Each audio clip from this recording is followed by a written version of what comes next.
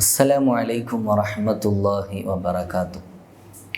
പ്രിയപ്പെട്ട മുഅ്മിനീങ്ങളെ, മഹാനായ അബൂ ഹനീഫത്തുൽ കൂഫി റഹിമഹുല്ലാ മുസ്ലിം ലോകത്ത് പരിചയപ്പെടുത്തേണ്ടതില്ലാത്ത വിധം മഹത്വവും സ്വാധീനവുമുള്ള ഇമാം. ഹിജറ 150 വഫാത്താകുകയും 4 മദ്ഹബിൻ്റെ ഇമാമിങ്ങളിൽ ആദ്യത്തെ മദ്ഹബിൻ്റെ ഇമാമായി അറിയപ്പെടുന്നവരുമാണ് മഹാനായ അബൂ ഹനീഫ റളിയല്ലാഹു അൻഹു. വലിയ ബുദ്ധിമാനും തഖ്വയിലും ഇബാദത്തിലുമായിട്ട് ജീവിതം കഴിച്ചുകൂട്ടിയവരും രാത്രി മുഴുവനും നിസ്കാരത്തിൽ മുഴുകി ഹയാത്താക്കുകയും ചെയ്ത വലിയ ആബിദും കൂടിയായിരുന്നു മഹാനവറുകൾ.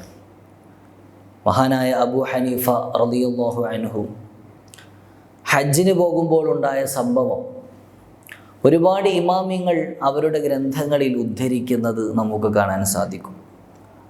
ആ ഒരു സംഭവമാണ് ഇന്ന് ലബ്ബൈക്കയിൽ നിങ്ങളെ ഓർമ്മപ്പെടുത്തുന്നത്.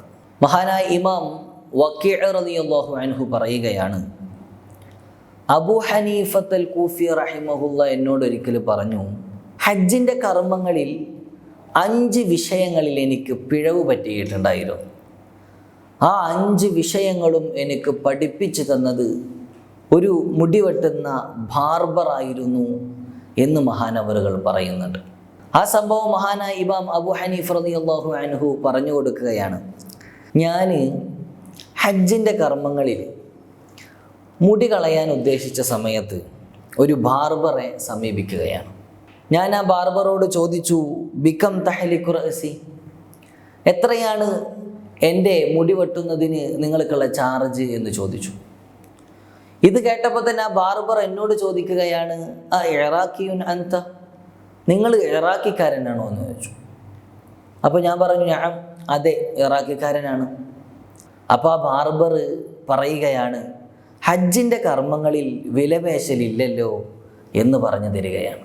ശേഷം എന്നോട് ആ ബാർബർ ഇരിക്കാൻ പറയുന്നുണ്ട്. ഞാൻ മുടി വെട്ടാൻ വേണ്ടിയിട്ട് ഇരുന്നു കൊടുത്തു. ഇരുന്ന സമയത്ത് ഞാൻ കിബിലയിൽ നിന്ന് അല്പം തെറ്റിയിട്ടായിരുന്നു ഇരുന്നിരുന്നത്. ആ സമയത്ത് ആ ബാർബർ എന്നോട് പറയാണ്, നിങ്ങൾ കിബിലയിലേക്ക് തിരിഞ്ഞിരിക്കൂ എന്ന്. അങ്ങനെ ഞാൻ എൻ്റെ മുഖം കിബിലയിലേക്ക് തിരിഞ്ഞിരുന്നു.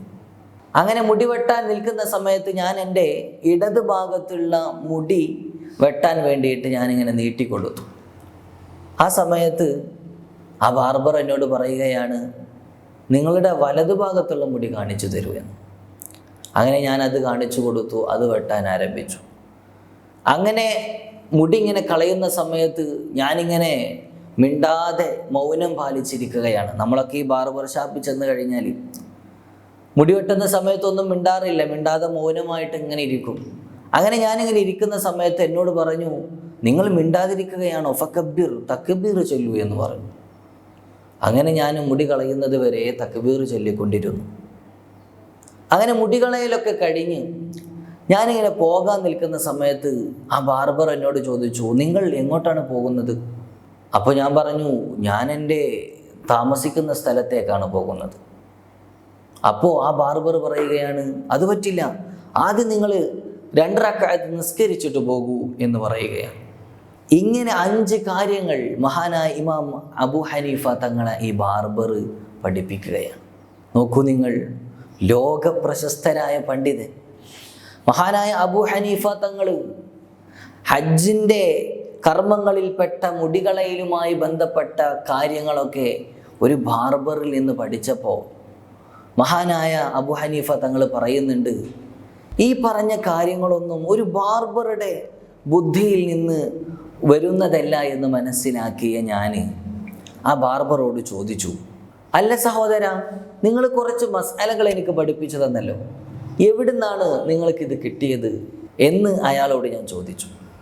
ആ സമയത്ത് ആ ബാർബർ പറയുകയാണ്, മഹാനായ അത്വാ ഇബ്നു അബി റബാഹ് റളിയല്ലാഹു അൻഹു എൻ്റെ അരികിലാണ് ഹജ്ജിന് വരുന്ന സമയത്ത് മുടി കളയാൻ വരാറുള്ളത് എന്ന് പറഞ്ഞു. മഹാനവറുകൾ മുടി കളയുന്ന സമയത്ത് ഇങ്ങനെയുള്ള കാര്യങ്ങളൊക്കെ ചെയ്യാറുണ്ട്. മഹാനവറുകളിൽ നിന്നാണ് ഈ കാര്യങ്ങളൊക്കെ ഞാൻ പഠിച്ചത് എന്ന് ആ ബാർബർ അബൂ ഹനീഫ റളിയല്ലാഹു അൻഹുവിനോട് പറഞ്ഞു കൊടുക്കുകയാണ്. ഈ സംഭവം മഹാനായ അബൂ ഹനീഫ റളിയല്ലാഹു അൻഹുവിനെ തൊട്ട് ഇമാം വക്കീഅ റളിയല്ലാഹു അൻഹു ഉദ്ധരിക്കുന്നത് ഇമാം ഇബ്നുൽ ജൗസി തങ്ങൾ അവിടുത്തെ മുസീറുൽ ഖറാം എന്ന് പറയുന്ന ഗ്രന്ഥത്തിൽ ഉദ്ധരിക്കുന്നത് നമുക്ക് കാണാൻ സാധിക്കും. അല്ലാഹു സുബ്ഹാനഹു വ തആല ഇത്തരം മഹാന്മാരുടെയൊക്കെ ബർക്കത്ത് കൊണ്ട് നമുക്കൊക്കെ ഹജ്ജിന് പോകാനും നല്ല രൂപത്തിൽ ഹജ്ജ് കർമ്മങ്ങളൊക്കെ ചെയ്തു വരാനും തൗഫീഖ് നൽകി അനുഗ്രഹിക്കുമാറാകട്ടെ. വആഖിറു ദഅവാനാ അൽഹംദുലില്ലാഹി റബ്ബിൽ ആലമീൻ. അസ്സലാമു അലൈക്കും വറഹ്മത്തുള്ളാഹി വബറകാതുഹു.